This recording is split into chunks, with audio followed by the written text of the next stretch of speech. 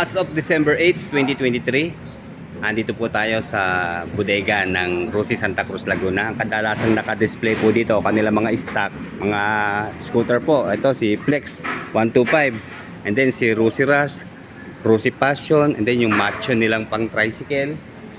Okay, hanggang dito sa likod. Siyempre si Rusi Surf na andyan. Okay, Flex. And then si Rusi Bantul, si RFI. Ito, meron pong dalawa dito na matte black.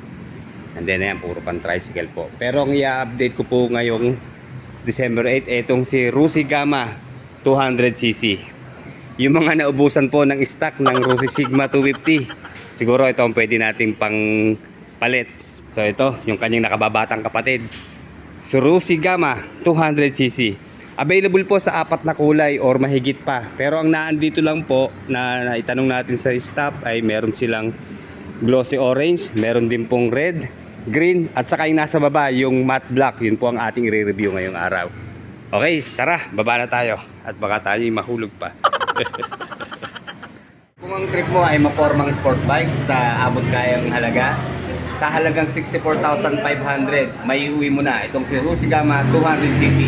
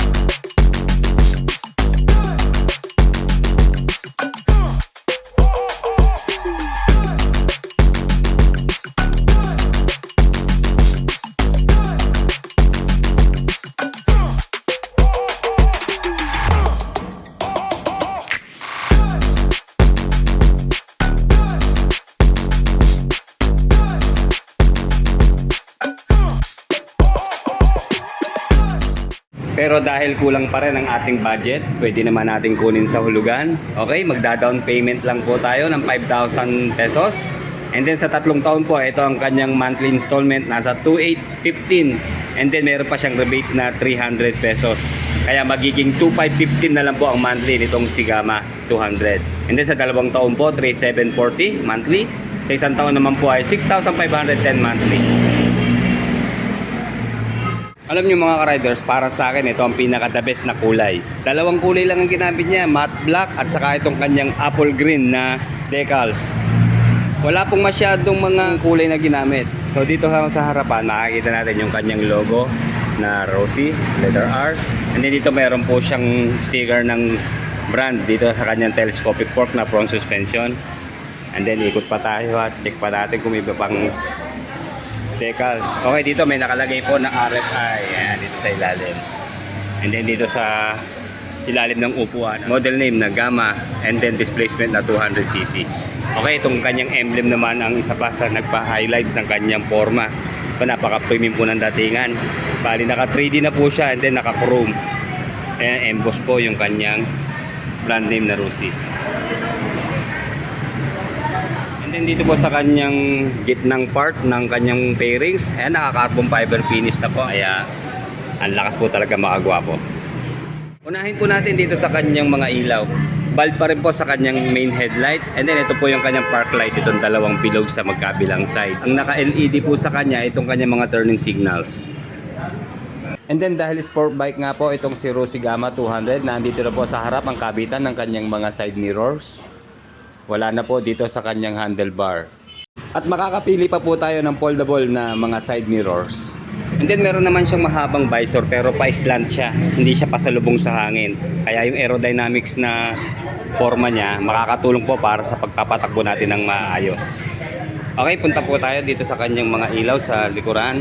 Bali, all bulb rin po ang ginamit dito sa kanyang stoplight, tail lights. And then sa kanya naman turning signals, ganoon no, LED rin. Sa muffler, panalo po pagdating sa design. Hindi siya basta heat guard lang. Yung shape niya, bumagay po sa kanyang forma. Hanggang dito po sa kanyang heat guard. Ayan, metal po ang kanyang heat guard na kulay gray. And then maganda ito, may butas para hindi nga naman uminit. Pag kasi halimbawa pong buo ito, ang tendency po niya, lalo't long ride, manginginit din po yan. Okay, dito may abang pa ho na lalagyan ng heat guard, pero okay na po ito kahit wala na. And then sa kanya naman pong gulong, meron pong sukat na 140 by 70 by 17 dito po sa kanyang rear tire. And then tube type pa rin po ang klase ng kanyang gulong. So may interior po to sa loob, pero pwede po ito yung convert sa tubeless dahil naka-mag wheels naman po siya na may kulay po na matte black. And then Rosy po ang brand ng kanyang stock na gulong. And then to be specific, ito po pala, Sion and JK. Correct me if I'm wrong, ano po? Ito pong alam kong brand niya. Ganda at pinareho nila ng kulay sa kanyang mga decals, apple green. So ito pong nakalagay na sticker sa kanyang mag wheels, nagre-reflect po yan, lalo na sa gabi, pag tinamaan po ng liwanag. And then syempre kapag sport bike, kadalasan po yan ay naka monoshock. Okay, sulit na sulit po tayo sa kanyang monoshock. Ayan, ang laki po ng size niya rito, lalong lalo na yung kanyang pong coil spring na matataba. Ayan, kulay red naman po ang kulay. Unique po ang design ng kanyang single disc dito sa rear brake at naka single piston caliper po siya. And then 110 by 70 by 70 naman po ang size ng gulong dito sa kanyang front tire. Single disc din po sa kanyang front brake na meron namang dual piston caliper. Okay, sa kanyang starting option, nandito pa rin siyempre yung kanyang kickstart. Maganda naman ang shape ng kanyang kickstarter. And then dito po, medyo mahirap lang ang pag-change oil natin kasi medyo natatakpan po siya dito ng kanyang frame.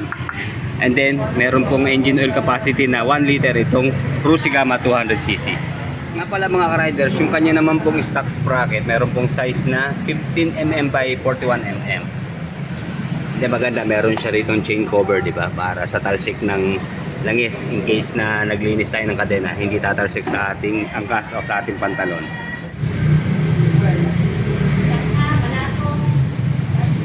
Pareho pong foldable yung kanyang mga footrest dito sa ating back rider hanggang dito po sa rider's footrest.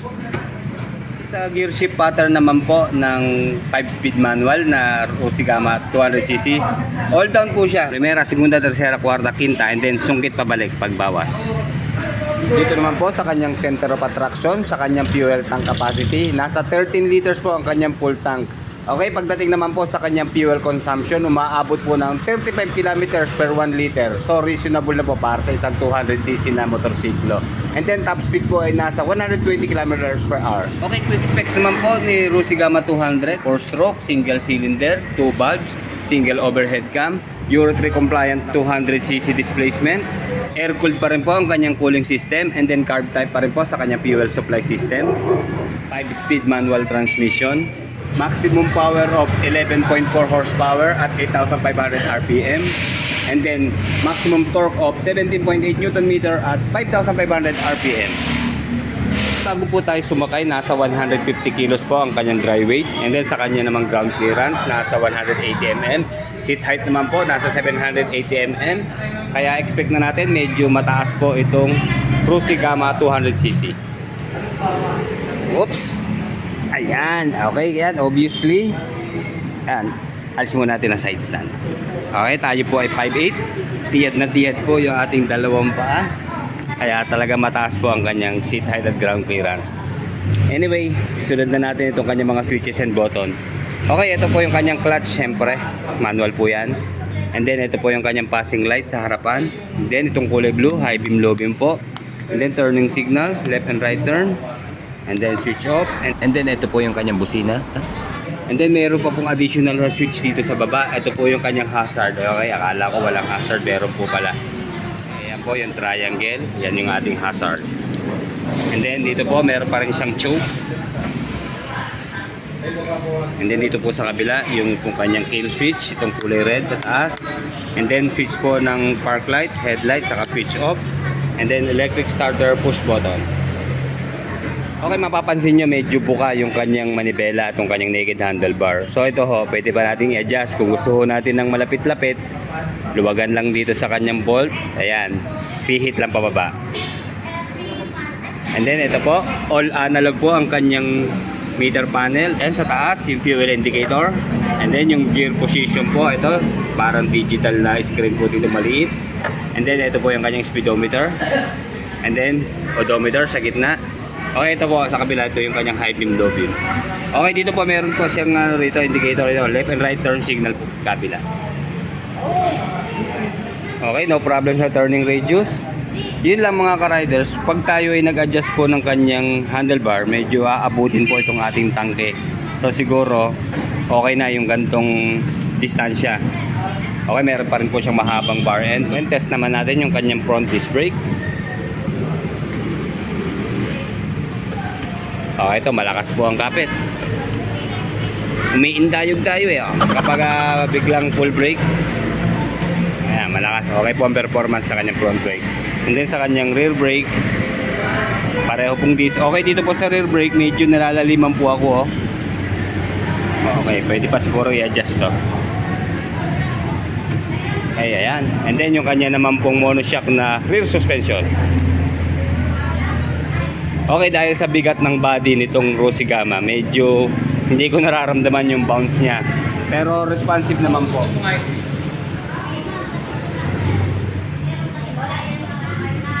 Napon ako po, komportable yung ating hita. Parang naka-shift dito sa tangke yung pwesto ng ating hita magkapila. Ayan, di ba?